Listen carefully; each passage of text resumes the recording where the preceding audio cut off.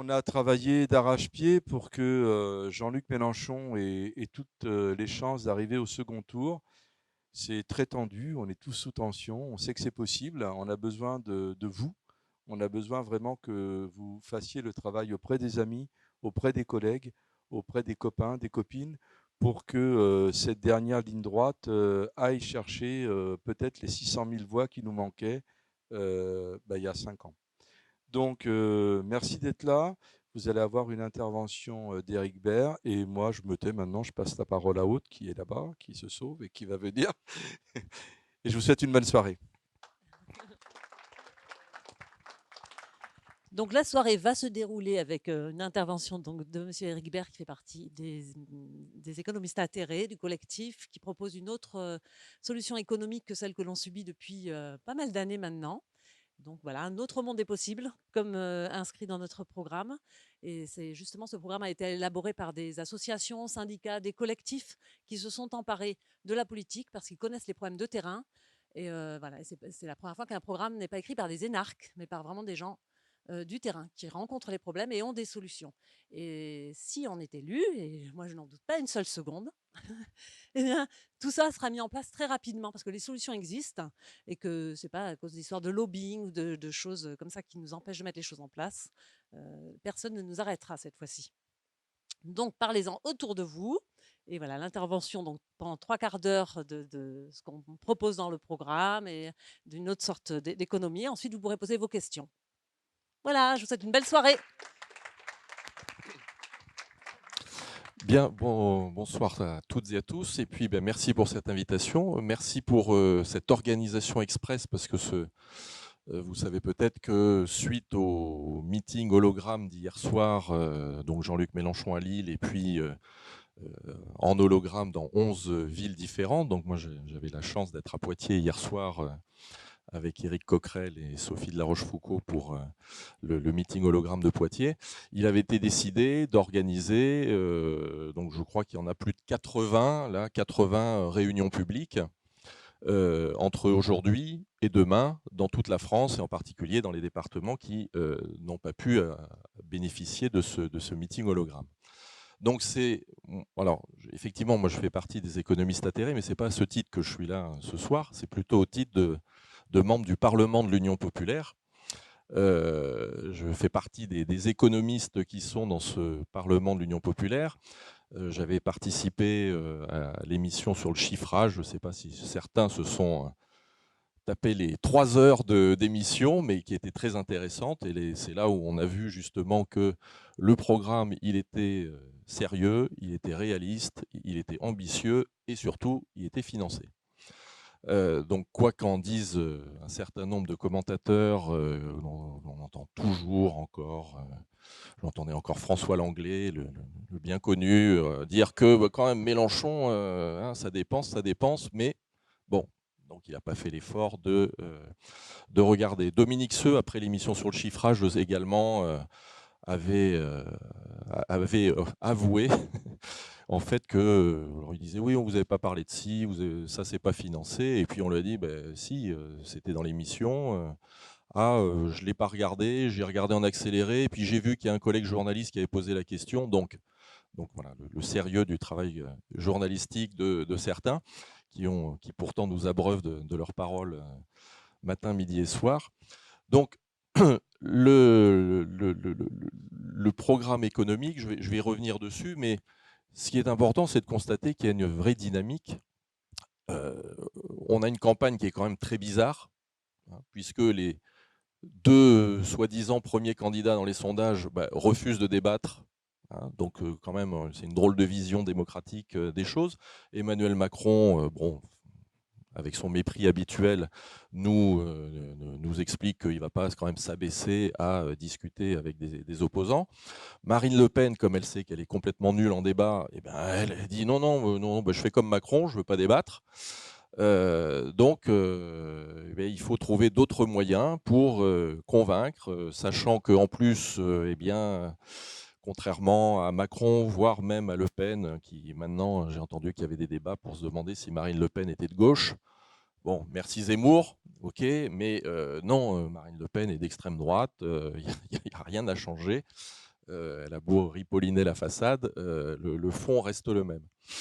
Donc, on n'a pas les médias avec nous, donc évidemment, eh bien, il faut compter sur les militants, sur les tractages, les porte-à-porte, les réunions publiques, les discussions avec les uns et les autres, et qui donnent cette campagne où on peut en fait bien prendre le pouls du pays quand même, malgré tout, et où on constate, hein, c'est toutes les remontées que l'on a les uns et les autres, et vous certainement également. On l'a testé hier soir à Poitiers d'ailleurs, après on est allé manger dans un resto, et puis le serveur était étonné qu'il y ait eu autant de monde qui soit venu manger hier soir, donc on disait, bah oui, mais il y a eu le meeting hologramme de Mélenchon à côté. Ah ouais, ok. Je lui dis, bah vous voyez, grâce à Mélenchon, vous avez eu plus de couverts, vous allez pouvoir voter pour lui. Il nous dit, ah oui, non mais c'est sûr, je vais voter pour Mélenchon. Bon, donc il y a pas mal de, voilà, on a pas mal de retours comme ça. Alors ça fait pas le résultat d'une élection. Ce que l'on sait, c'est qu'il y a cette dynamique. Vous avez peut-être remarqué aussi que dans les différentes réunions publiques, et c'en est encore un exemple ce soir, même quand il n'y a pas Jean-Luc Mélenchon, les salles sont remplies, hein. Là, vous êtes plus une bonne centaine pour écouter un économiste pas très connu, mais plein de bonne volonté malgré tout. Mais c'est partout pareil, hein. Quand on discute avec tous les intervenants, on a tout ce genre de retour. Vous avez peut-être vu aussi cette marche quand c'était le 20 mars, hein, la marche pour la 6ème République, avec le discours Place de la République, qui a rassemblé 100 000 personnes. Il y avait encore 25 000 personnes à Toulouse dimanche dernier où j'étais, avec un magnifique discours de Jean-Luc Mélenchon, et qui a renouvelé l'exploit donc hier soir. Hier soir, sur les 12 villes, hein, c'était de l'ordre de 20-25 000 personnes également.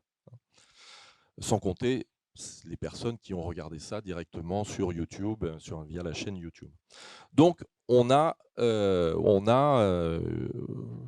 une dynamique, et je dois dire que cette dynamique aussi, nous, on l'a senti avec ce Parlement de l'Union populaire, qui est, de mon point de vue, qui a été une merveilleuse idée, parce qu'il est composé, ce Parlement, à moitié de membres de la France insoumise et à moitié de membres de personnes qui ne sont pas membres de la France insoumise, ce qui est mon cas.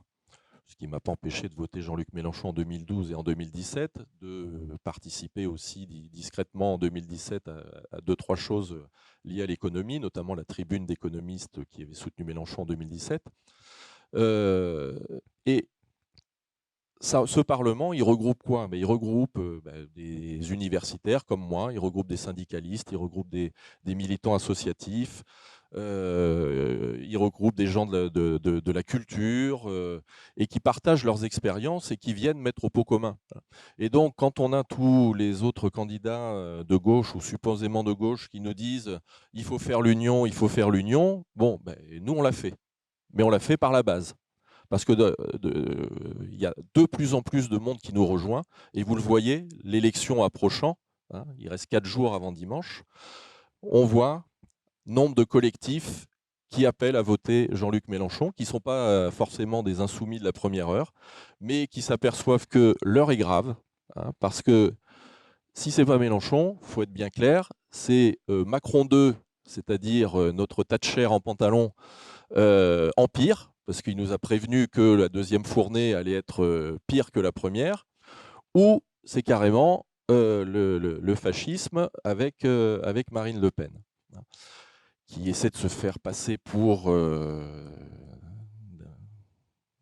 porter à la défense des milieux populaires. On va y revenir.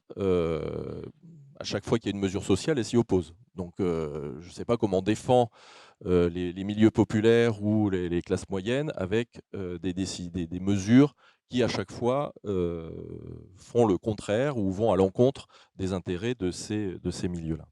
Donc l'union, elle se fait par la base.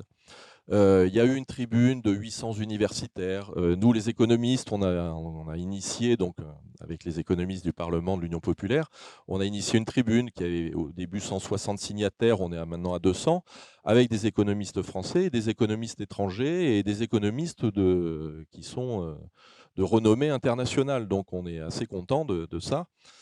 Et ça aussi, ça montre une chose, hein. Ça montre que ce programme économique, il est sérieux. Hein. C'est pas 160 ahuris là qui ont signé ça. Ce sont des économistes de métier qui ont jugé que ce programme-là, il était sérieux et il était faisable. Alors, si vous ne croyez pas les économistes, peut-être que vous vous rappelez, Jean-Luc Mélenchon avait participé à l'émission Élysée 2022 une première fois, la première fois où il a participé, et il avait débattu avec Geoffroy Roux de Bézieux, le patron du MEDEF. Bon, qu'a dit Geoffroy Roux de Bézieux? Votre programme est sérieux, il y a un certain nombre de choses avec lesquelles je pourrais être d'accord. Alors effectivement, la logique économique d'ensemble de Roux de Bézieux n'est pas celle que l'on défend, mais il considère que c'est sérieux et il considère qu'on est prêt à gouverner. Et oui, on est prêt à gouverner. D'ailleurs, à Toulouse, c'est ce que m'a dit Jean-Luc Mélenchon après le meeting, il y avait une petite réception, et puis en discutant, il me voit, il me dit « T'es prêt ?» Je dis « T'es prêt à gouverner dans un mois ?» Ah bon, ben oui, avec plaisir. Si on demande mon aide, eh bien j'irai apporter ma petite pierre à l'édifice pour essayer d'aider et de mettre en place ce très beau programme, qui est un programme humaniste, social, le seul à même d'affronter le plus grand défi qu'est le réchauffement climatique. Et si on regarde les 5 candidats qui sont à 10% ou plus, ou à peu près 10% ou plus, bon, ben d'un côté, vous avez 50 nuances de néolibéralisme, hein, avec Macron, Pécresse, Le Pen, Zemmour. Économiquement, c'est les mêmes. Ce sont les mêmes, avec des degrés où voilà, il y a une petite différence ici ou là, mais la logique économique, c'est la même, c'est la logique néolibérale, c'est-à-dire l'État qui se met au service du marché, donc au service d'intérêts privés, de puissants intérêts privés. Remarquez d'ailleurs que ce n'est pas pour rien que les grands médias nationaux, qui, je rappelle, à 95%, les médias privés sont détenus par 8 ou 9 milliardaires, et ce qui les gêne beaucoup plus, vous remarquerez, c'est Mélenchon, beaucoup plus que Zemmour ou Le Pen, hein, dont ils servent la soupe à longueur de temps, parce que eh bien, l'histoire est toujours la même. Hein. Les grands milieux d'affaires, dans les années 30, c'était plutôt Hitler que le Front populaire. Eh bien, aujourd'hui, c'est plutôt Zemmour ou Le Pen que Mélenchon. Bon. Donc, si cette violence-là est de plus en plus forte, c'est bien précisément parce qu'ils ont de plus en plus peur. Ils ont de plus en plus peur parce qu'ils voient bien que malgré toutes les provocations, malgré toutes les fake news, hein, vous connaissez ça, Mélenchon est poutinolâtre, Mélenchon est antisémite, Mélenchon, bon, etc., etc. On peut leur montrer en long, en large, en travers, bon, ils sont d'une mauvaise foi qui est indécrottable. Donc, s'ils en sont là, c'est quand même qu'ils n'ont plus beaucoup d'arguments sur le fond. Parce que le programme économique, il est là, on l'a posé, il y a l'émission chiffrage, il y a ce qu'on pense gagner en recettes, les dépenses que l'on va faire, où, comment on va les financer, à quelle échéance. Bon, on n'a pas de critique là-dessus, on ne reçoit pas de critique là-dessus. Et si on ne reçoit pas de critique là-dessus, ben c'est bien parce qu'il n'y en a pas beaucoup. Enfin, tout programme est critiquable, bien sûr, on peut toujours ajuster. Mais ça veut dire que sur le fond, tout ça se tient et tout ça est solide. Si je reprends quelques mesures emblématiques, et si on remet ça en perspective avec ce que racontent Le Pen et Macron, parce que bon, il faut bien, voilà, on ne va pas se mentir, aujourd'hui, à 4 jours du scrutin, le deuxième tour, il va se jouer entre 3 personnes. Macron, Le Pen, Mélenchon. Alors, une des mesures phares face à la crise actuelle, hein, et les conséquences de l'invasion de l'Ukraine par la Russie, l'augmentation du prix des carburants, l'augmentation du gaz, donc l'augmentation du prix des carburants, d'un certain nombre de denrées alimentaires, de matières premières. Bon, vous savez qu'une des mesures, c'est notamment le blocage du prix du carburant à 1,40 € le litre. Jean-Luc Mélenchon et l'Union populaire, nous sommes les seuls à proposer ça. Macron, évidemment, c'est complètement en dehors de son logiciel d'intervenir. Hein, vous savez, il y a le sacro-saint marché qui est là pour tout équilibrer et il ne faut surtout pas intervenir parce qu'on va faire pire que mieux. Marine Le Pen, elle, je crois que c'était même ce matin sur Europe 1, a dit non mais là, ça va mettre en difficulté les compagnies pétrolières, les pauvres. Vous vous rendez compte? Total avec ses, je ne sais plus, 11 ou 14 milliards de bénéfices en pleine crise pandémique. C'est vrai que s'ils divisent leurs profits par deux, ça va être un drame pour eux. Hein. Alors que nous, on peut se permettre de payer le litre d'essence à 2 €, voire plus. Ça ne pose aucun problème, hein, surtout à ceux qui doivent utiliser leur voiture pour aller bosser et qui ont des dizaines de kilomètres à faire chaque jour. Sachant que leurs revenus, par contre, Macron et Le Pen n'ont pas pensé qu'ils pouvaient augmenter les salaires aussi. Hein. Donc, de ce côté-là, là aussi, hein, si on veut vraiment aider les gens qui sont dans la difficulté, parce que vous avez entendu aussi Macron hein, dans son seul meeting dimanche dernier dire qu'il ne supportait pas l'inégalité, hein, que nos vies valent plus que tous les profits. Voilà, il s'est fait poutou d'un coup. Il s'est transformé en poutou l'espace d'un instant. Bon, on sait bien que Macron, c'est un coucou. Hein, il pique les choses à tous les autres et puis il fait le contraire. Donc, pas de surprise. Mais en termes de hausse de salaire, donc, il a proposé hein, que tout le monde ait une prime de 6 000 €. Je ne sais pas si vous avez entendu ça. Totalement défiscalisé, enfin le bonheur, quoi. Bon, ok.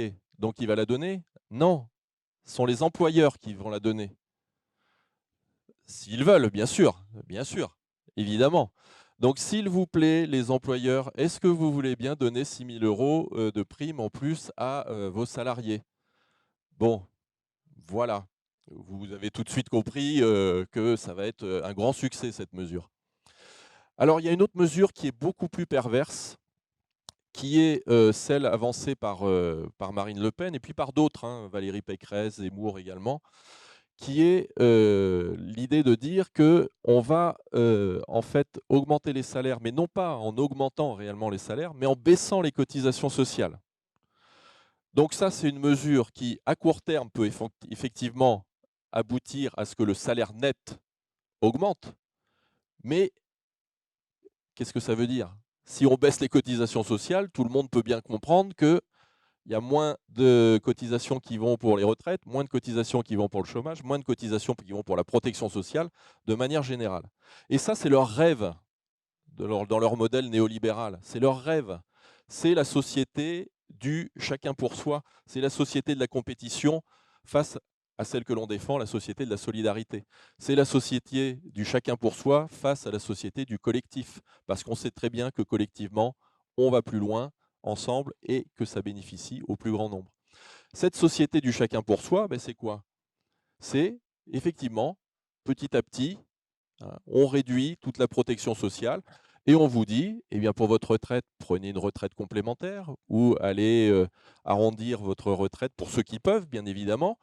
Là aussi, on voit toute l'inégalité là-dedans parce que quand vous n'avez pas les moyens, ben, vous vous contenterez de votre pauvre retraite et ceux qui ont les moyens pourront, eux,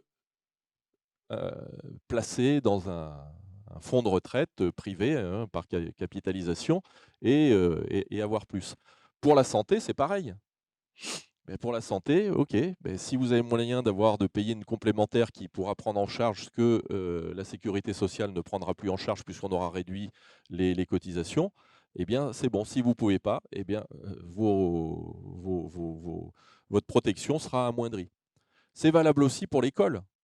Vous avez peut-être entendu parler des projets d'Emmanuel Macron pour l'école, pour son j'espère pas deuxième quinquennat. C'est la logique de l'entreprise. Hein. C'est la start-up école, voilà. Hein, c'est la logique de l'entreprise. C'est-à-dire que on va mettre tout le monde en compétition, hein, les écoles en compétition, les profs en compétition. Rassurez-vous, enfin rassurez-vous, non, ça ne rassure pas, mais ça commence déjà à se faire malheureusement. Mais on met tout le monde en compétition, et puis c'est cette fiction-là, hein, que la compétition, ça permet de faire émerger les meilleurs, et puis que ça bénéficie à tout le monde, etc., etc. Bon, c'est ce que j'ai appelé, moi, dans un petit bouquin que j'avais écrit il y a quelques années, pour moi, c'est de l'intégrisme économique.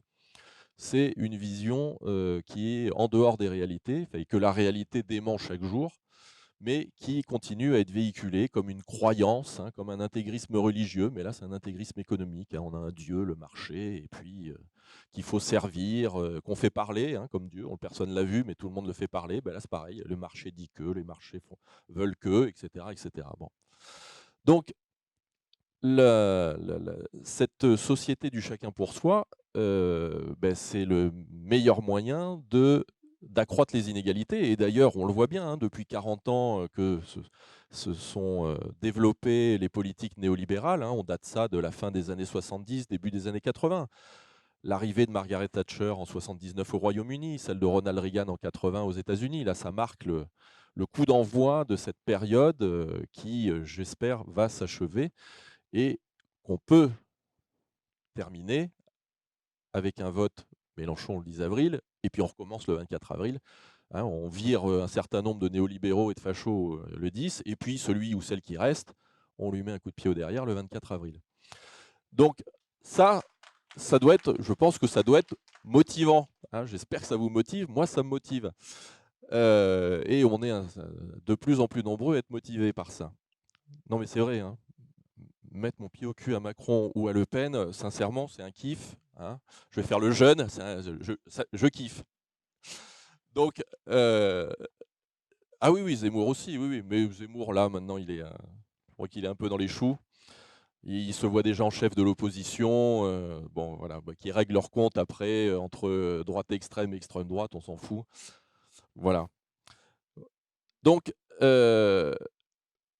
contrairement à ces visions néolibérales qui envisagent d'éventuelles augmentations de salaire, mais qui se font au détriment du collectif et qui vont monter chacun les uns contre les autres, vous savez qu'une des mesures aussi phares du programme de l'avenir en commun, c'est de fixer le SMIC à 1 400 € net. Là, on est dans une vraie augmentation de salaire. Alors ceux qui sont payés au-dessus du SMIC vont dire, bon, ben, et nous? Mais la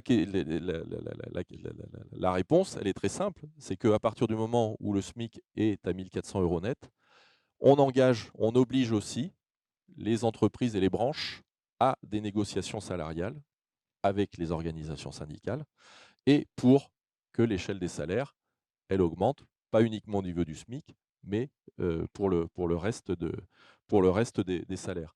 Alors je ne dis pas que c'est facile, hein, évidemment, mais à partir du moment où vous avez un levier avec l'augmentation du SMIC, vous donnez de la force aussi aux autres pour être en mesure de peser et de pouvoir obtenir plus également. Il y a aussi un élément qui, en ce moment, vous savez que l'inflation a tendance à repartir un peu, eh bien, c'est aussi un élément, un argument pour dire il est temps, après 40 années où c'est le capital qui a récupéré tous les bénéfices, eh bien, que le travail soit servi aussi, hein, et qu'on rééquilibre la balance entre les deux par justement des augmentations de salaire. Et qu'on arrête avec l'argument de nous dire oh là là, parce que ça c'est l'argument de toute la droite et l'extrême droite, si on augmente les salaires, vous vous rendez compte, on va rentrer dans une boucle, une spirale prix-salaire. Donc si on augmente les prix, ça va faire de l'inflation, et du coup on va demander d'autres augmentations de salaire, et du coup ça va être incontrôlable. Bon, alors ça c'est si on raisonne avec le logiciel économique néolibéral, oui, mais si on raisonne dans une économie où l'idée est de gouverner en fonction des besoins, et où ce n'est pas le marché qui dicte sa loi, mais c'est la puissance publique, et donc c'est l'État qui donne l'indication. Gouverner par les besoins, au contraire, ce n'est pas se mettre au service du marché, c'est dire au marché, attention, nous, nos objectifs, c'est satisfaire un certain nombre de besoins, avoir le plein emploi, en finir avec la pauvreté, etc., etc. Et donc on a un certain nombre d'objectifs très précis, très concrets pour améliorer la vie des gens. Et pour ce faire, pour améliorer la vie des gens, eh bien, on va mettre en place un certain nombre de mesures. On a besoin des entreprises, bien évidemment. hein. C'est d'ailleurs ce que, dans ce fameux débat dont je parlais tout à l'heure avec Roux de Bézieux, c'est là-dessus que Roux de Bézieux s'est fait coincer, en disant non, ce qu'il faut, c'est, vous avez peut-être entendu parler, on oppose toujours les politiques d'offre et les politiques de demande. Donc les politiques d'offre, c'est il faut baser sur la compétitivité. Donc quand on entend ça, c'est baisser les coûts.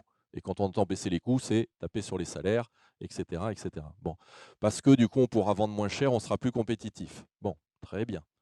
Sauf que si vous baissez les salaires de tout le monde, bah, vous avez beau vendre moins cher, si les gens n'ont plus rien pour acheter, vous ne vendrez pas et c'est totalement contre-productif et c'est ce qu'on voit depuis une quarantaine d'années.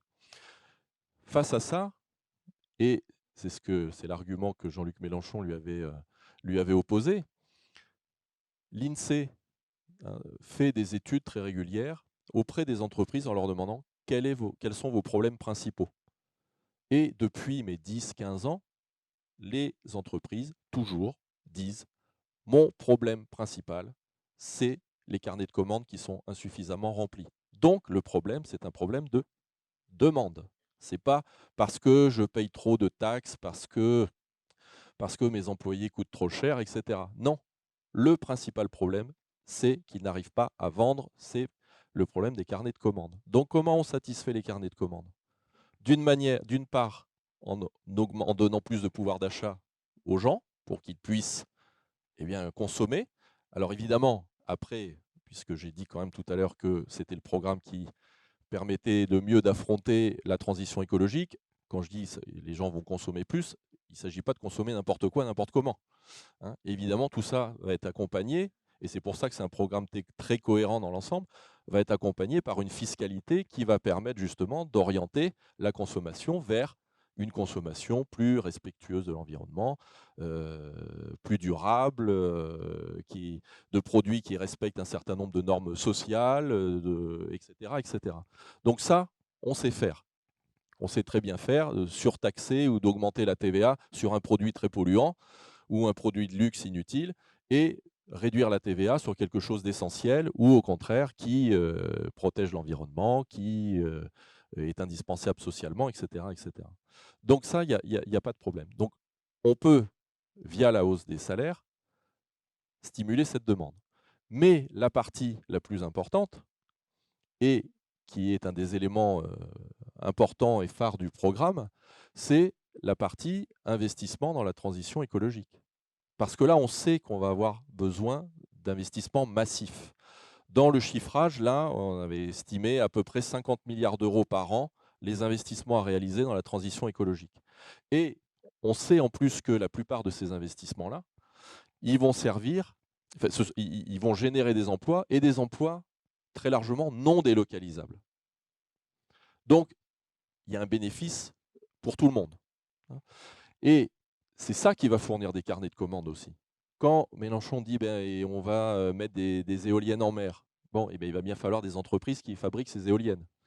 Et donc, ce sont des entreprises privées, très certainement, qui vont le faire, mais qui pourront le faire avec la stabilité de savoir qu'elles vont avoir de la commande publique qui leur assure une vision à plus long terme. Et ayant une vision à plus long terme, elles pourront plus facilement embaucher, prendre des risques, en se disant, bon, voilà, ça risque pas de s'arrêter demain.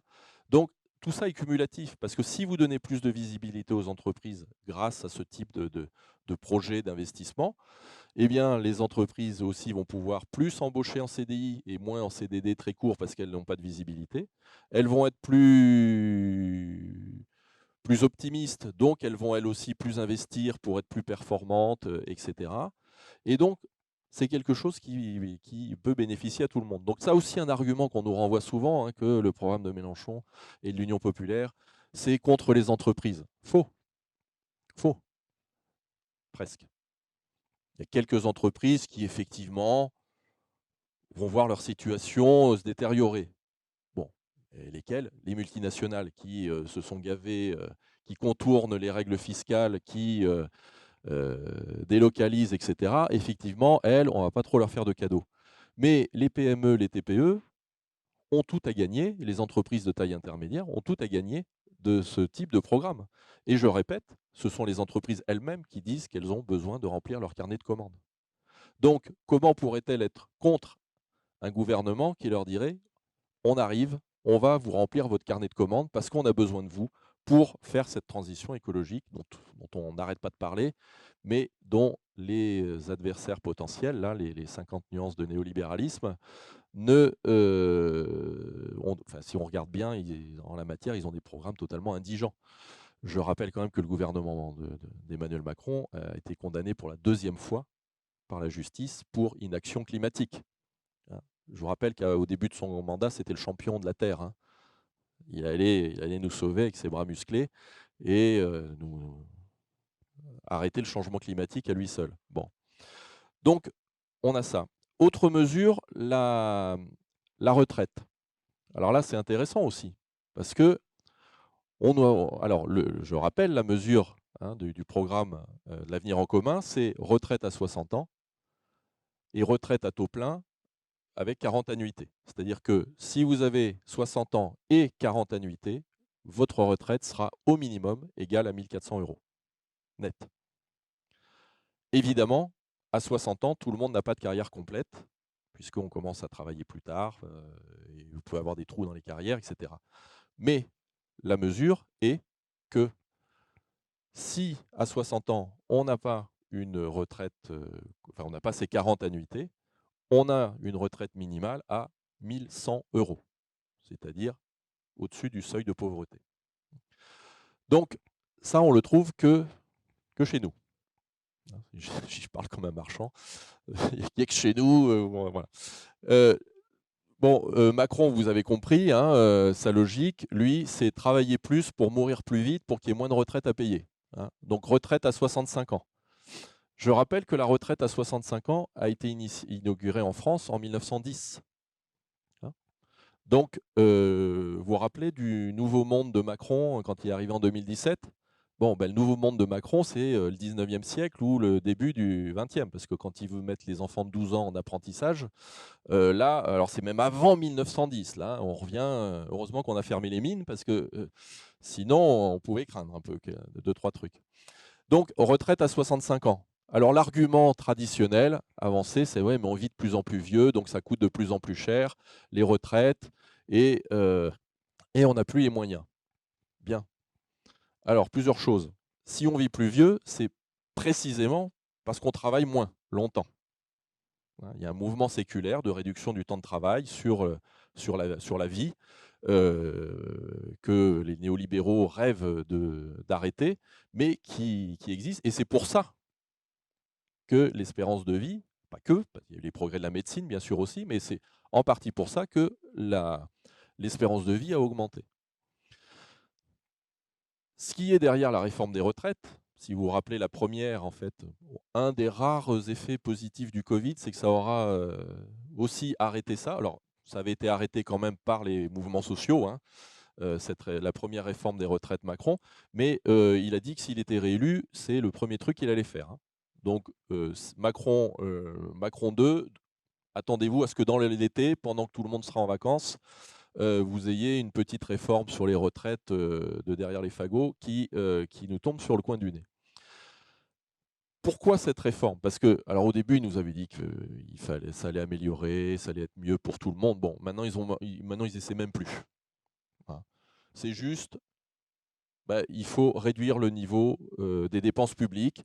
Donc, c'est un moyen de réduire le niveau des dépenses publiques. Parce que leur grande idée, c'est de fixer un maximum à 13% du PIB, l'équivalent de 13% du PIB, de dépenses de retraite. Bon, sachant que il y a de plus en plus de la population vieillissant, on va avoir de plus en plus de retraités. S'il y a de plus en plus de retraités, mais vous consacrez toujours la même proportion d'argent pour payer les retraites, hein, il n'y a pas besoin d'être économiste pour comprendre que le niveau des pensions de retraite va baisser.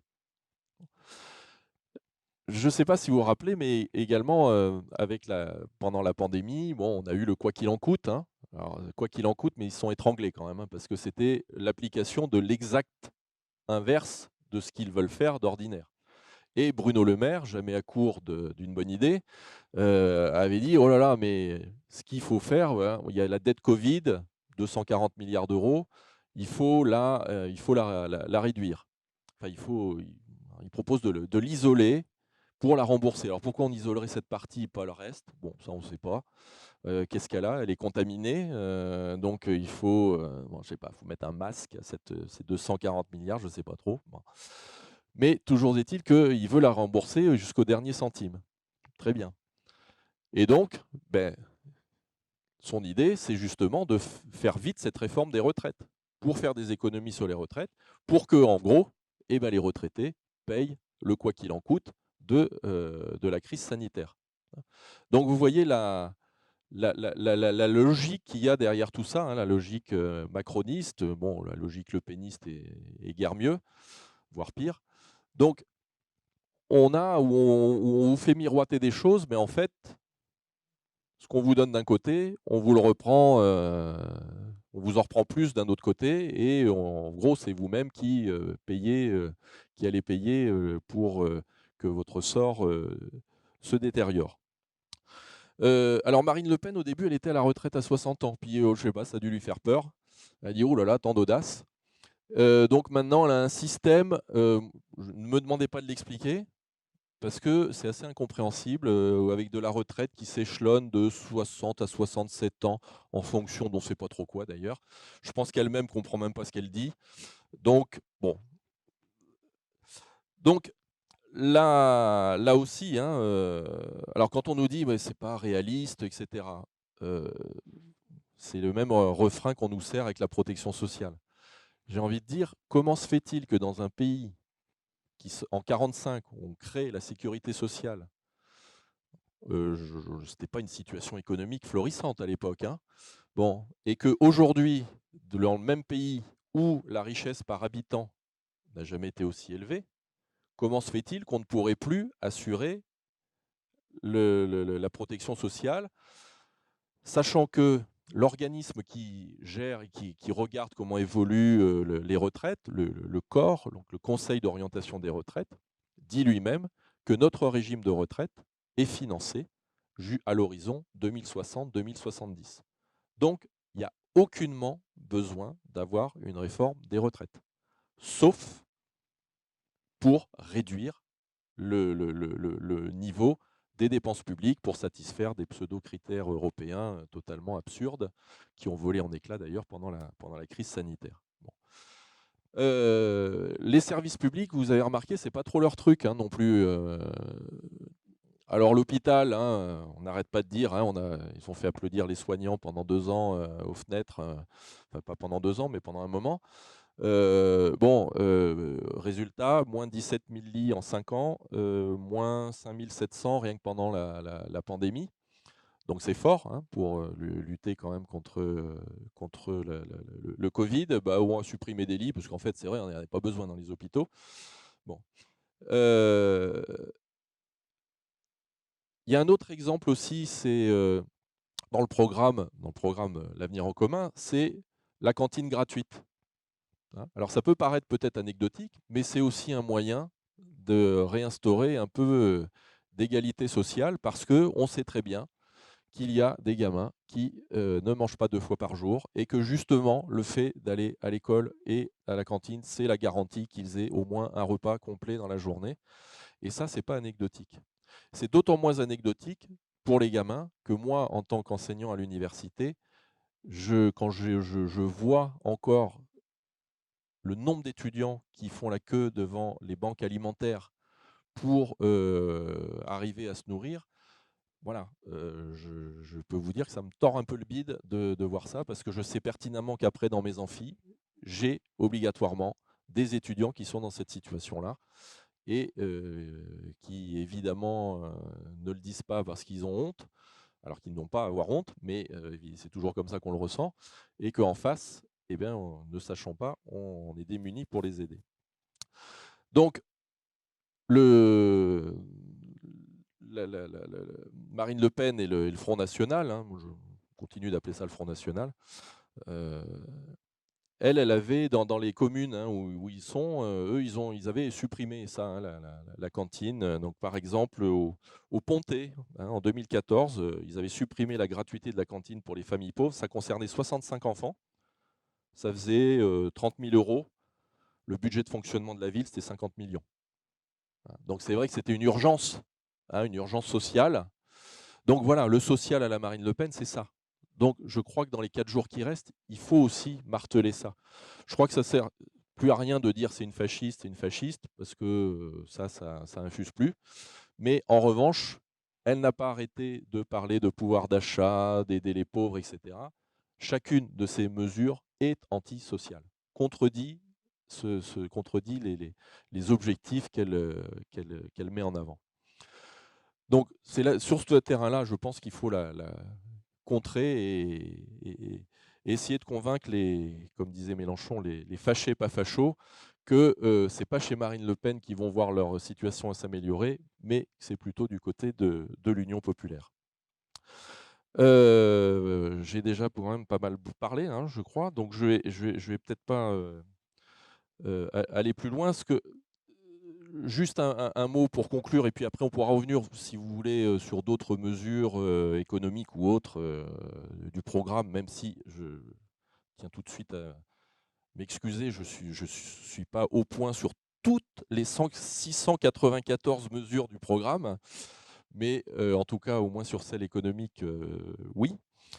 Je voulais juste terminer en disant que dans les 4 jours qui restent là, il faut être conscient qu'en 2017, la dernière semaine avant l'élection, on avait un électeur sur 3 qui ne s'était pas décidé, hein, qui s'est décidé dans la dernière semaine.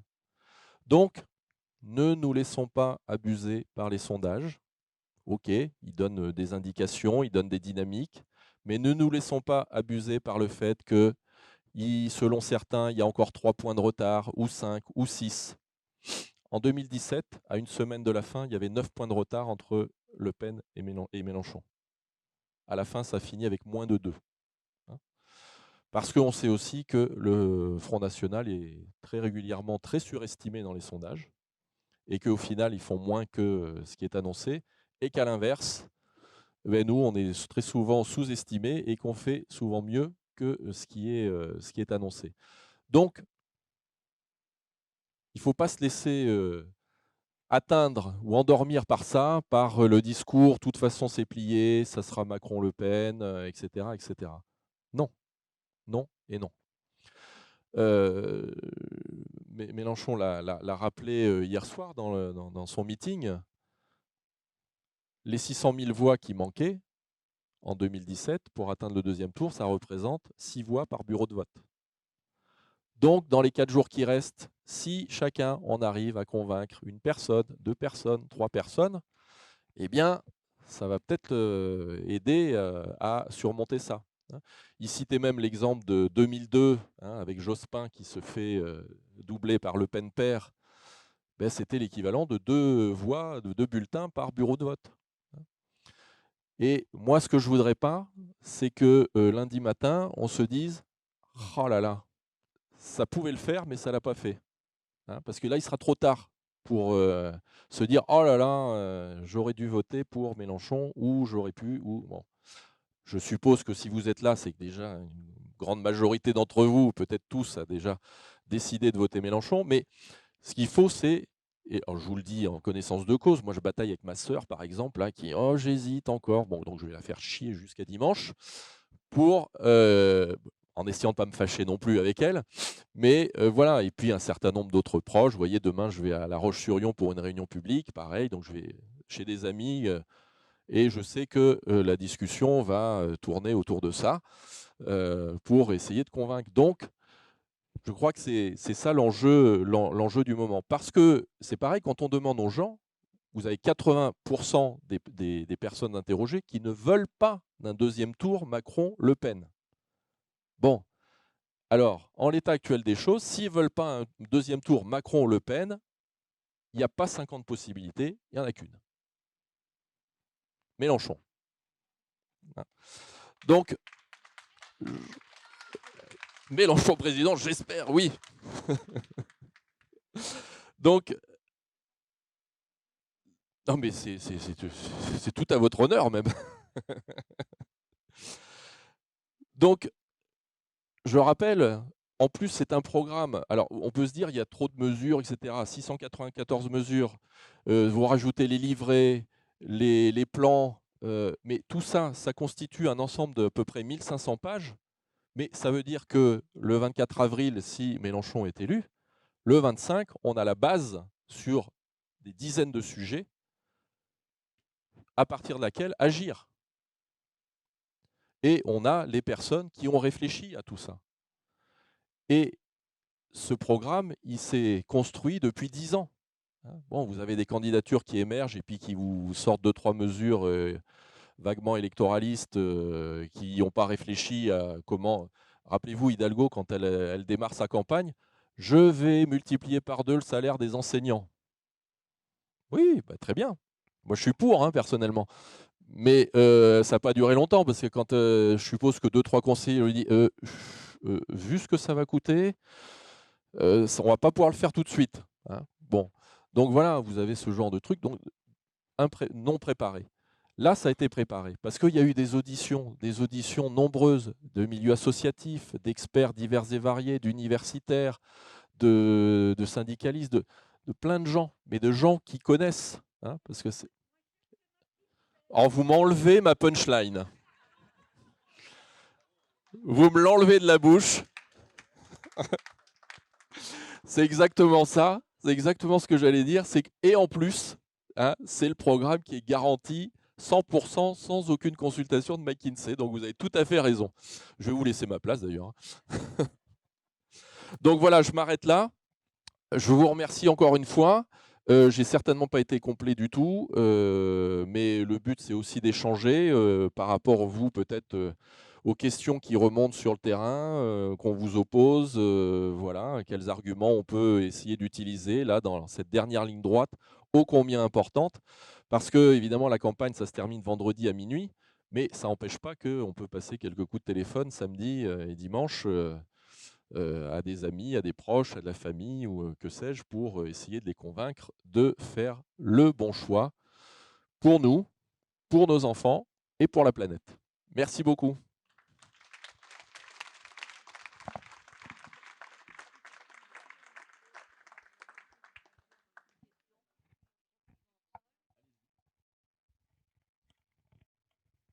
Qu'est-ce qu'il a fait, Yannick Jadot, pour avoir si peu de suffrages?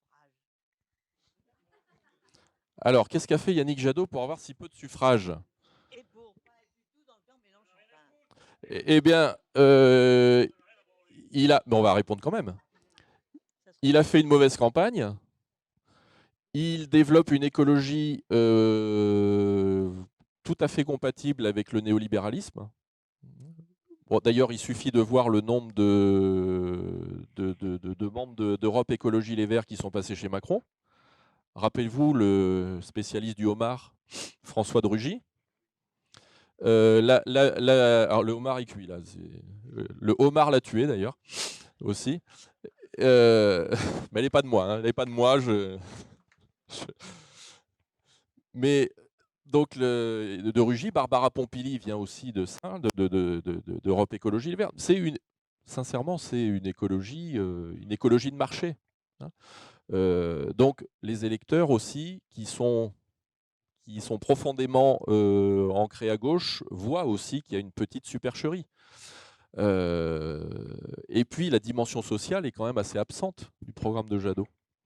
Hein, je crois que c'est un moment, je plagie beaucoup de monde, je crois que c'est Adrien Quatennens qui avait dit ça à un moment, que l'écologie sans le social, c'était du jardinage.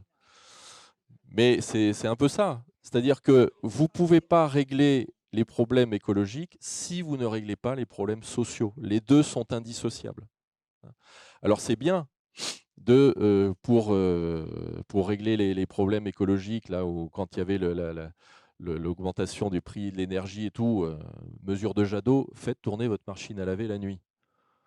Bon, ok, c'est bien, oui. Moi, je préfère la mesure, on bloque les prix du gaz. Voilà, ça c'est concret, et puis ça va être efficace surtout. Hein. Ou la mesure de Jadot, c'était réduisez le chauffage d'1 degré. Oui, il y a 12 millions de personnes qui ont du mal à se chauffer déjà. Donc, voilà. Donc, pour tout un tas de raisons.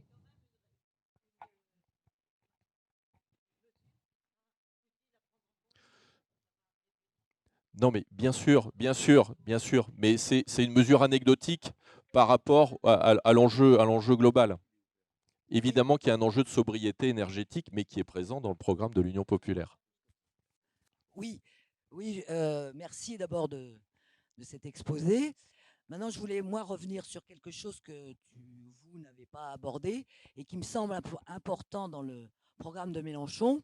C'est la question de la 6e République, de la rupture avec la 5e République et cette monarchie présidentielle, la question de la constituante, de redonner la parole au peuple au travers de la constituante, et la question de la révocation des élus et du référendum d'initiative citoyenne.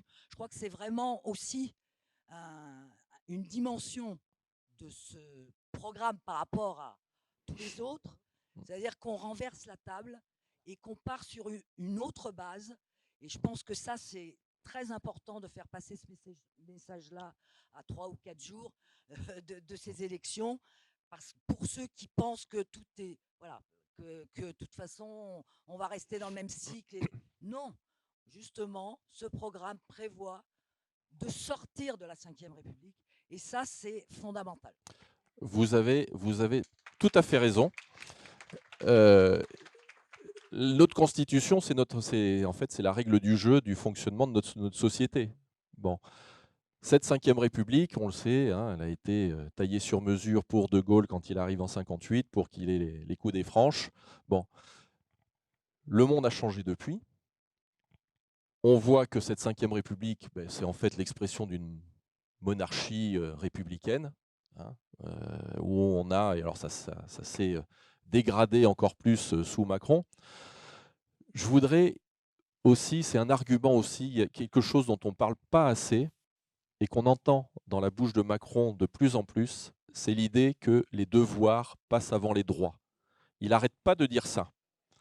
Et ça, c'est extrêmement dangereux, parce que ça, les devoirs qui passent avant les droits, eh bien, c'est tout simplement mettre dans sa poche le préambule de la Constitution, qui est la Déclaration des droits de l'homme et du citoyen. Ça, c'est hyper dangereux. Parce que ça veut dire quoi? Ça veut dire que le monarque vous assigne un certain nombre de devoirs, et s'il juge que vous les avez bien faits, eh bien, il vous récompensera avec quelques miettes. Ça, c'est hyper dangereux, et c'est pour quelqu'un qui, hein, on dit, oh là, Mélenchon, il a un tempérament de dictateur. Qui est le dictateur là-dedans, hein? Avec la 6e République, précisément, on redonne la parole à tout le monde.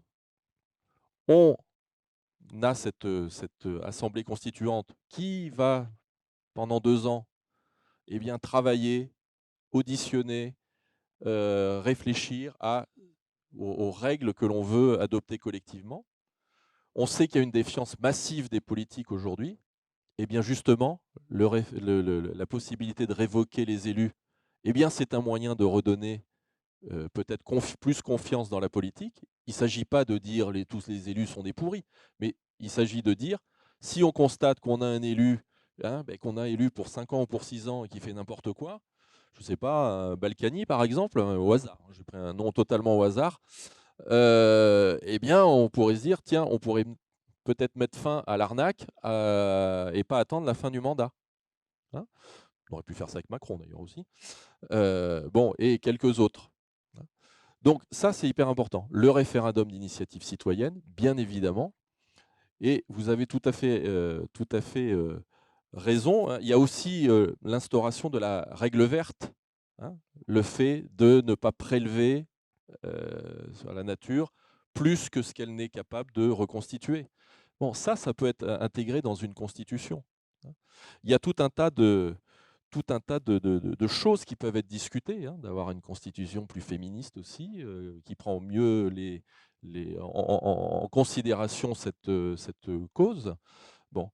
Donc, ça, je pense que c'est aussi un grand espoir de dire, mais tous collectivement, on pourra discuter de comment de quel contrat social on veut repasser entre nous. Oui, j'essaie de faire court, je vois, parce que comme il y a plein de questions. Il y avait Bonsoir tout le une monde. question là-bas. Moi, j'avais, si vous pouvez répondre à une inquiétude que j'ai, qu'est-ce que nous allons faire de nos enfants de 12 ans?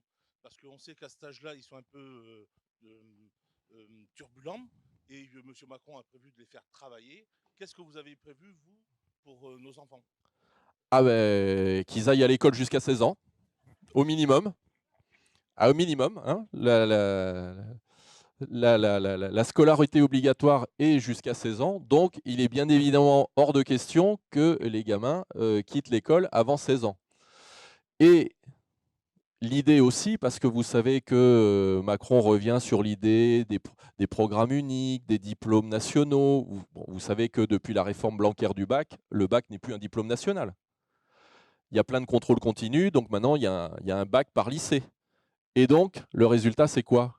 Quand les élèves de terminale déposent leur dossier sur Parcoursup, qui est en rade d'ailleurs, il paraît, depuis hier, mais bon, et quand ils déposent leur dossier, bien, en face, les formations du supérieur, elles vont regarder, tiens, il a un bac, mais de tel lycée Henri IV à Paris, oh, je prends. Hein, un lycée de Seine-Saint-Denis, de la Courneuve, oh, non. Bon, et donc ça crée de l'inégalité. L'école républicaine, elle doit fournir, comme tout service public, le même service public à tout le monde, où qu'il soit situé sur le territoire. C'est pour l'école, ça devrait être la même chose pour l'hôpital, pour la poste, pour toutes les administrations.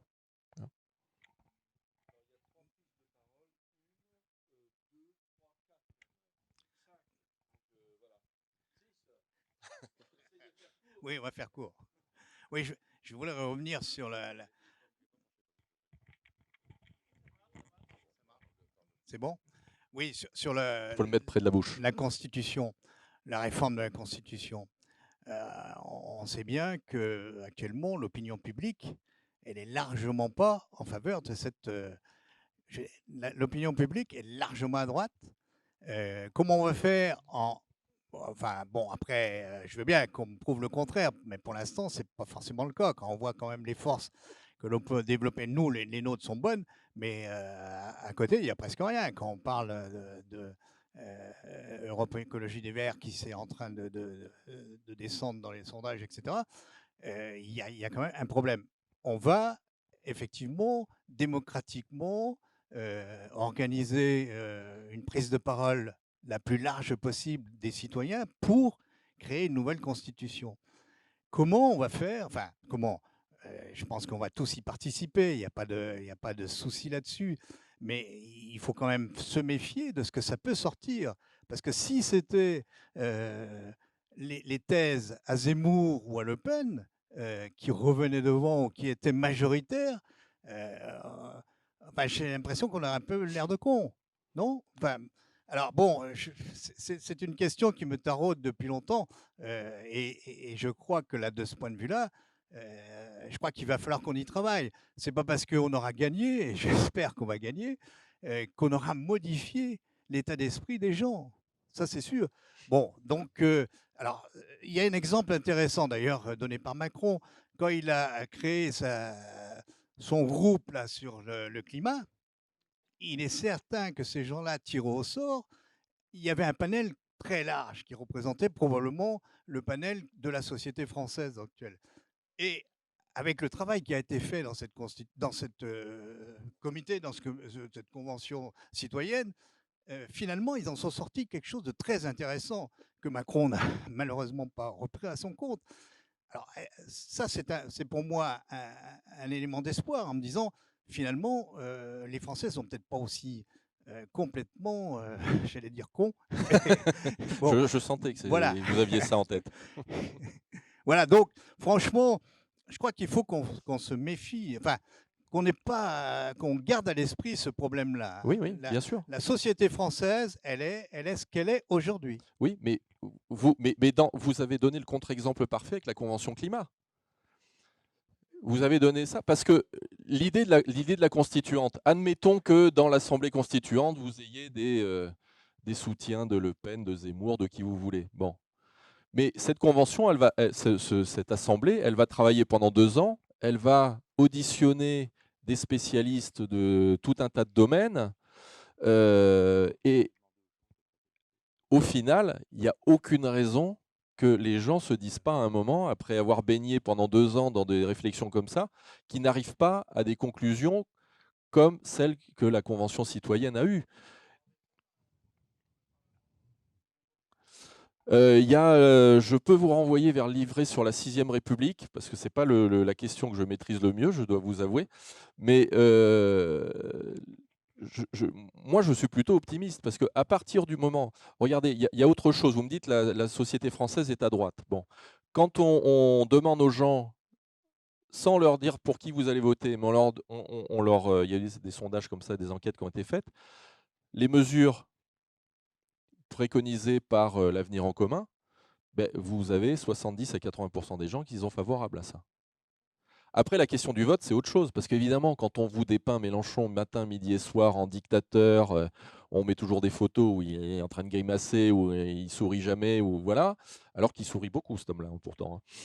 Donc, là, c'est autre chose.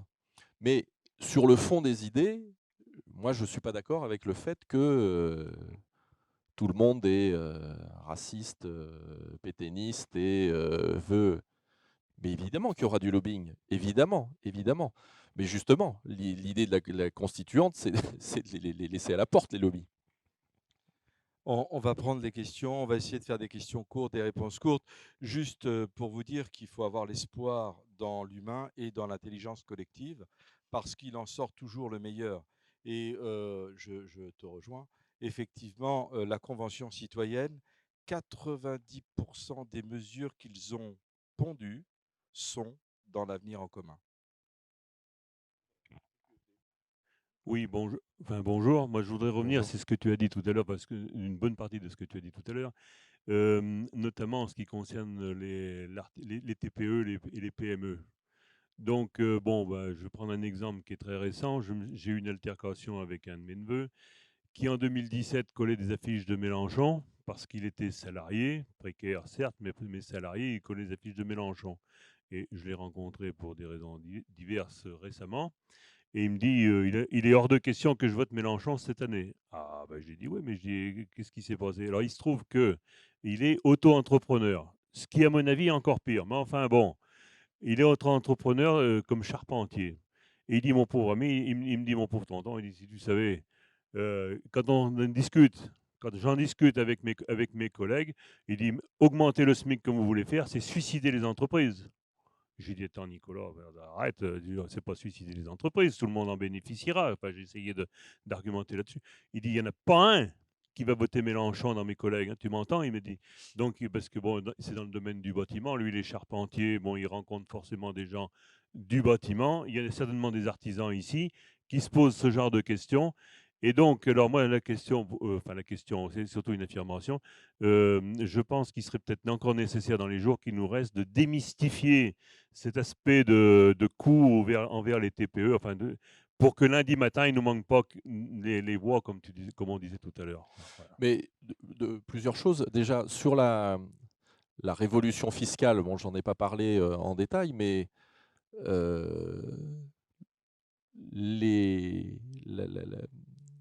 le changement de fiscalité qui serait opéré bénéficiera justement aux TPE, PME.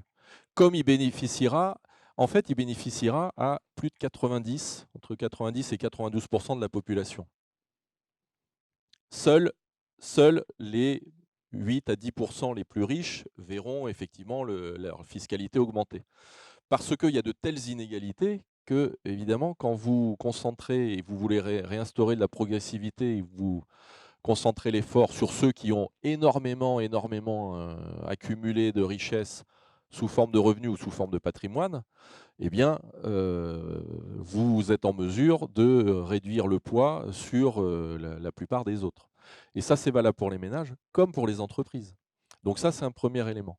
Le deuxième élément, c'est qu'il faut essayer de faire comprendre aux gens qu'il ne faut pas regarder une mesure juste avec le coût qu'elle représente, le coût immédiat qu'elle représente. Je sais bien que ce n'est pas toujours simple parce qu'on présente souvent l'économie comme ça. Ah, ça coûte. Oui. On demande toujours d'ailleurs, les journalistes, ils disent toujours ça. Ah oui, vous voulez faire ça, mais ça coûte combien? Mais ça coûte combien? Mais on ne vous demande jamais, et ça va rapporter quoi? Parce qu'en face de ce que ça coûte, il y a ce que ça rapporte.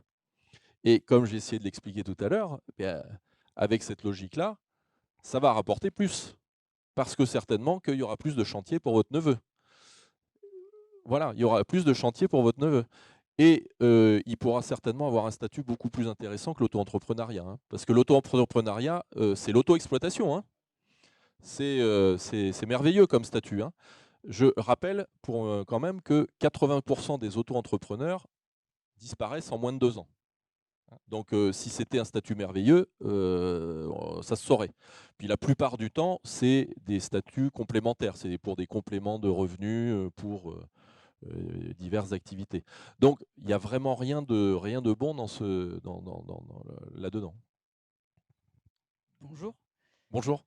Ouais, moi je suis pas très calé en économie et souvent quand je C'est pas parle grave. avec mes potes de l'avenir en commun, ils me parlent du déficit de la balance extérieure ou des commerciales et ils me parlent de la fuite des capitaux, le fameux les riches ils vont partir et je sais pas trop quoi leur répondre et si je leur réponds on s'en fout qu'ils partent, ça marche pas du tout quoi. Donc Ouais. Alors déjà, les riches qui partent, ça c'est un mythe. C'est un mythe parce que c'est pas vrai. C'est pas vrai. Tous les ans, il y a des gens qui partent, mais il y a aussi des gens qui reviennent. Et en net, je crois que ça... Alors c'est un de mes collègues économistes atterrés qui avait fait ce calcul, mais je ne l'ai plus trop en tête, mais Thomas Porcher, qui avait évalué à quelques centaines de personnes. Hein. Donc ce n'est pas un problème. Et puis vous pourrez dire à vos amis qu'avec cette révolution fiscale, il y a l'impôt universel qui va arriver. C'est-à-dire que si les riches partent ailleurs, ok, ils paieront l'impôt dans le pays où ils seront. Mais on calculera l'impôt qu'ils devraient payer en France. Et ils paieront la différence à l'État français. Donc, ça enlève tout intérêt d'aller s'exiler fiscalement, puisqu'au final, ils paieront exactement le même impôt. Sauf qu'ils en paieront une partie dans le pays où ils seront, mais ils paieront le complément à l'État français. Alors, effectivement, l'histoire de la fuite des capitaux, ça c'est le chiffon rouge qu'on agite. Avec Mélenchon, les capitaux vont fuir. Bon, ça va être la Bérésina. En 2017, il y avait même eu les marchés financiers avaient évalué un risque Mélenchon. Si Mélenchon arrivait au pouvoir, il y avait un risque Mélenchon, que les marchés financiers auraient attaqué, etc. Bon. Alors, il y a des moyens pour éviter que les capitaux s'en aillent. C'est de mettre un contrôle des capitaux aux frontières, et puis ils ne partiront pas, hein, tout simplement. Alors, bon, dans les 4 jours qui viennent, vaut mieux pas faire peur à tout le monde avec ça, mais c'est une mesure qui peut être mise en œuvre. Hein. Oui, qu'il allait y avoir les chars russes. Oui, non, mais il y a plein de fantasmes là-dessus. Et puis, je serais tenté, bon, alors vous me dites que la réponse ne marche pas, mais à la limite, je serais tenté de dire, comme vous, bon, ben, ils veulent partir, ben, au revoir. Oui, et puis souvent, en plus, les gens qui partent, d'ailleurs, là, dans ce calcul-là, ce n'est pas des jeunes entrepreneurs qui vont faire fortune ailleurs. La plupart du temps, ce sont des gens plus âgés qui, fortune faite, vont s'installer au soleil, profiter de leur richesse. Bon, bah, grand bien leur face. Mais ceux-là, ils ne vont pas manquer pour insuffler une dynamique productive, innovante et tout ce que l'on veut. Donc, je pense que c'est un faux problème. Parce qu'un autre argument, peut-être, à avancer aussi, c'est qu'on nous dit, bah oui, mais c'est eux qui créent la richesse. Faux, c'est le travail qui crée la richesse. Ça, c'est la base. C'est la base en économie. Toute la richesse créée est créée par le travail. Alors là, on pourrait revenir à Marx. L'exploitation, c'est exactement ça. Ce qu'il appelait la plus-value, c'est la richesse est créée par le travail, mais le capitaliste s'approprie, via le profit, une partie de ce qui est créé par le travailleur. Et donc, au travailleur ne lui revient qu'une partie de la richesse qu'il a créée. Et c'est ça qu'on appelle l'exploitation du travail par le capital. Donc, les patrons qui sont créateurs de richesse, très bien, il y a plein de très bons patrons, des gens très brillants qui ont des bonnes idées, etc. Rappelons-leur juste que si, parce qu'il y a aussi ce truc du riche qui s'est fait lui-même, etc. Parmi les milliardaires français, 80% sont des héritiers. Donc l'idée du self-made man qui est parti de rien, etc., c'est du pipeau intégral. Ils sont nés au bon endroit. Bon, ok, voilà. Bon. Oui. Mais du coup, voilà, il y a quand même, je pense, un certain nombre d'arguments à avancer dans ce sens. On va prendre, il y a 3 questions, une ici, il en restera une. Là, non? Allez, là-bas. Alors, moi j'ai. Alors moi je vous le dis tout de suite, je ne sais pas encore quoi voter au premier tour, donc je me prépare. On va vous aider. C'est pas ça la question.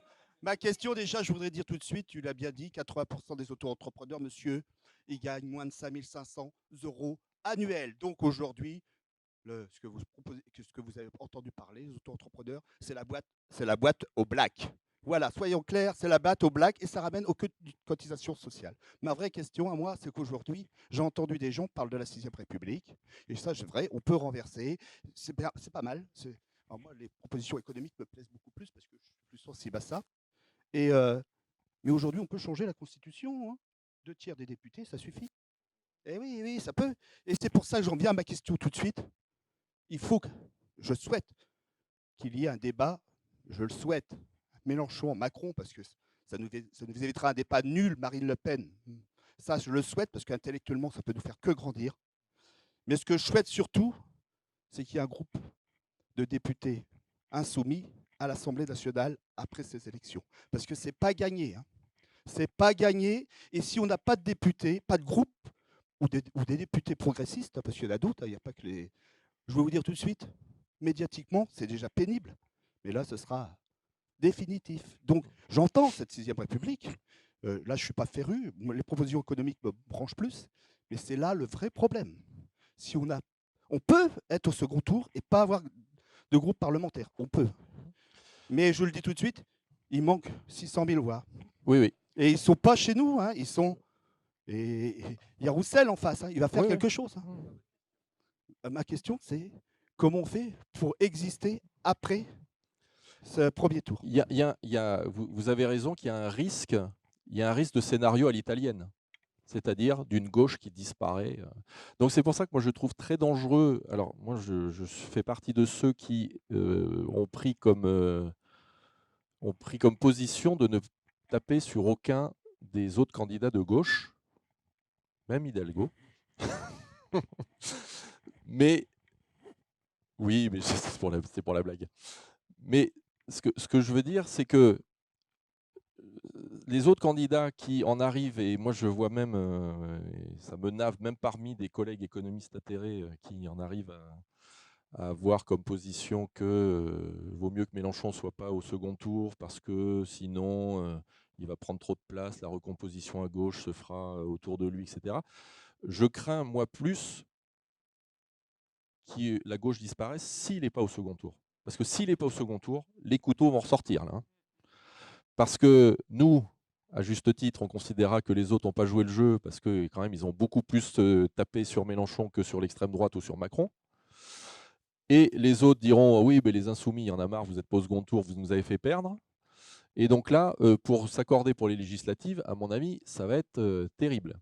Et là, il y a le risque. Et c'est donc, mais bien sûr,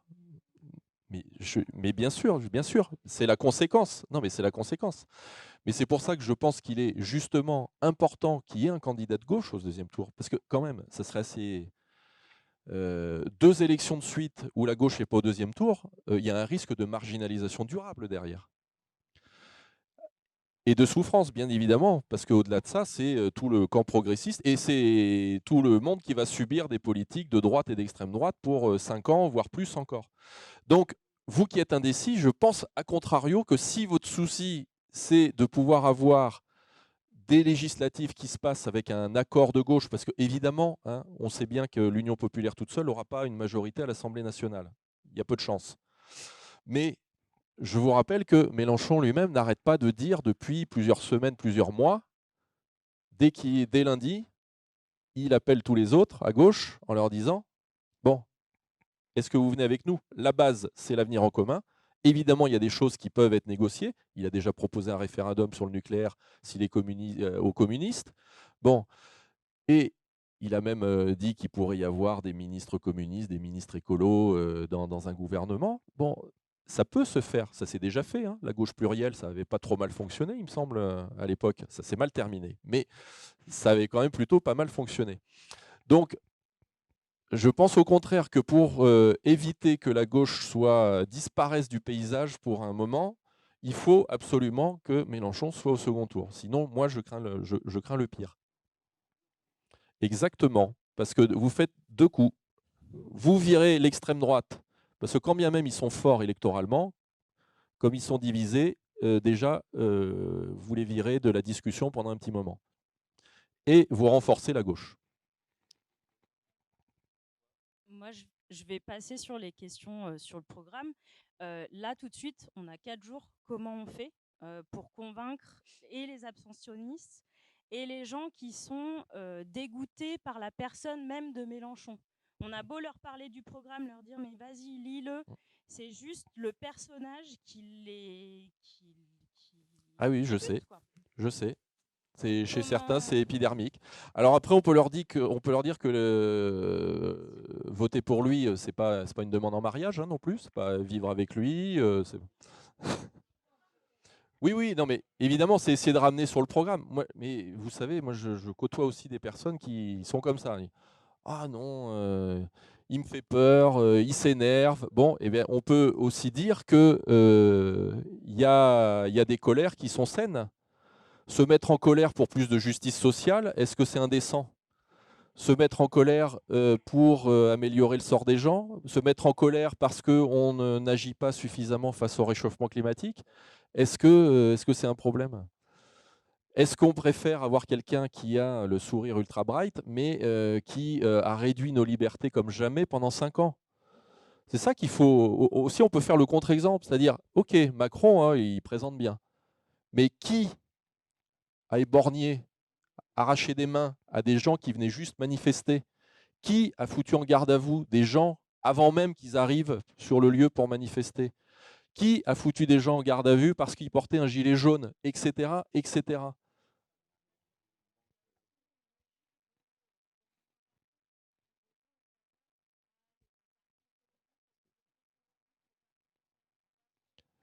Oui, mais là aussi, vous pouvez dire...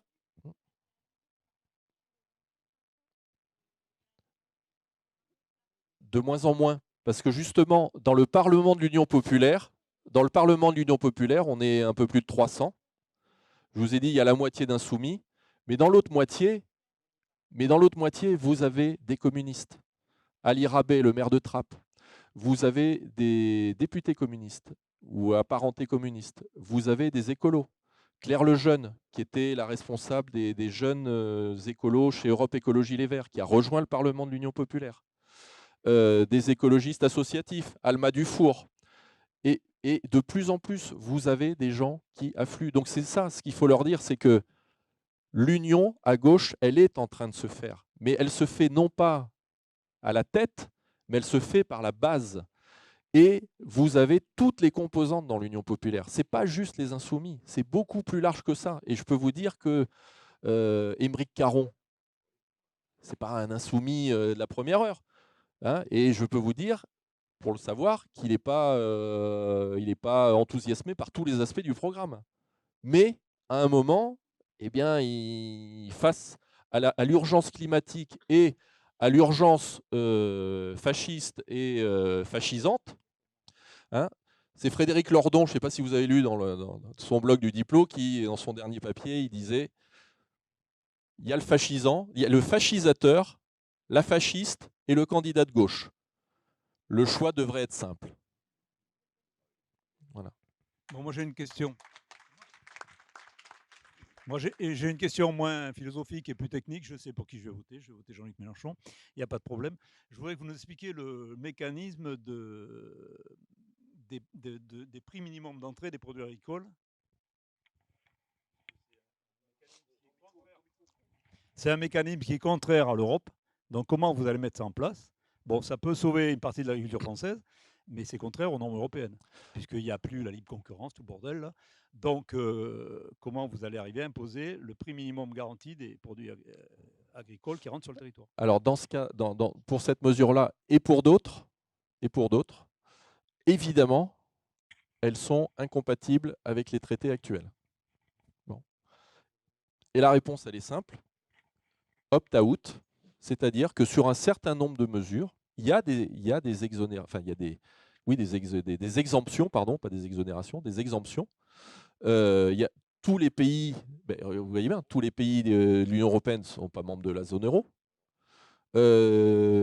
sont pas membres de tel ou tel truc. Bon, je ne sais pas, il y a pas, tout me revient pas à l'esprit, mais l'espace Schengen, bon, etc. Donc, il y a des possibilités. Et puis, sincèrement, qu'est-ce que va faire l'Europe? Elle va nous mettre dehors? Non, elle ne va pas nous mettre dehors. On va nous faire les gros yeux, on va nous dire « Ah, attention, hein, Mélenchon, si tu ne respectes pas, tu vas voir ce qui va se passer. » Bon, regardez déjà avec les fameux critères là, de convergence, les déficit public qui ne doit pas dépasser 3% du PIB, la dette publique qui ne doit pas dépasser 60% du PIB. Avec la crise sanitaire, ça volait en éclats. Depuis des années, on nous disait que si on y passait, oh là là, l'économie allait s'effondrer, il allait y avoir des pluies de sauterelles, enfin bon, je ne sais pas quoi. La dette, elle est à 112 ou 113% du PIB au lieu de 60. Il y a un problème? Non, aucun. Donc, il y a tout un tas de règles qui peuvent être remises en question. Et en plus, je dirais même que c'est sain. Parce qu'à partir du moment où on dit l'Europe dysfonctionne parce que l'Europe a été construite sur des bases néolibérales, et toutes les règles économiques qui régissent l'Europe sont des règles néolibérales qui empêchent de faire autre chose. Donc évidemment, un gouvernement Mélenchon qui arrive au pouvoir, qui dit « je gouverne par les besoins, donc je m'oppose, je sors du néolibéralisme », évidemment qu'il va affronter des résistances au sein de l'Union européenne, mais il peut aussi entraîner d'autres qui n'osent pas y aller, mais qui, voyant que quelqu'un y va, eh ben, vont dire « Ah ben oui, c'est pas con, il y a telle règle qui est absurde, il faut la changer, etc. etc. » Donc c'est là-dessus qu'il faut compter.